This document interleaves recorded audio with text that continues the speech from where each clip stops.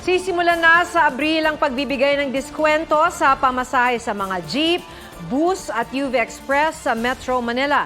May report si Joseph Moro. Ang mataas na pamasahe ngayon hindi lamang daw sa commuters mahirap, apektado rin daw ang kita ng mga jeepney driver. Mga pasahero, yung iba nagreklamo, kami rin nahirapan. Ang iba hindi nasakay. Kaya good news din para sa mga jeepney driver na gaya ni Jupiter na aprobado na ang diskwento sa pamasahe sa ilang pampublikong sasakyan. Alinsunod sa rekomendasyon ng Department of Transportation, ibabalik ng LTFRB ang pamasahe sa halaga nito bago magkapandemya at bago pinayagan ang mga taas singil. Simula Abril, balik 9 pesos ang pamasahe sa tradisyonal na jeep at 11 pesos sa modern jeepney. Tatapesan ng 3 hanggang 4 na piso ang pamasahe sa bus.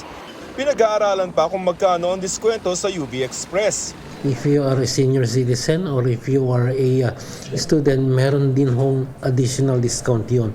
So in effect, 2 discount po yan sa mga special group. Uunahing ipatupad ang diskwento sa Metro Manila at isusunod ang iba pang lalawigan. Sabi ng LTFRB, posible magtagal ang discount ng 6 na buwan. Sa Abril na rin target ipatupad ang single ticketing policy sa buong Metro Manila ayon sa Metro Manila Council. Sa ilalim nito, iisa na lamang ang traffic violation ticket na pa MMDA man o LGU. Pare-pareho ang babayarang multa saan man mahuli sa Metro Manila. Pwede itong bayaran online sa bangko o sa LGU kung saan nagka-violation. May ilang driver na umaalma dahil tataas ang multa sa ilang traffic violation. So overloading at paglabag sa traffic signs, magiging 1,000 piso ito mula sa dating 150 pesos lamang. Kung mataas na yung violation, konti lang naman ang kinikita. Dapat may rin yan, may public consultation din dapat yan. Paalaala ng Metro Manila Council, kung hindi lalabag sa batas trapiko, hindi rin pagbabayari ng multa. Joseph Morong, nagbabalita para sa GMA Integrated News. Huwag magpahuli sa mga balitang dapat niyong malaman.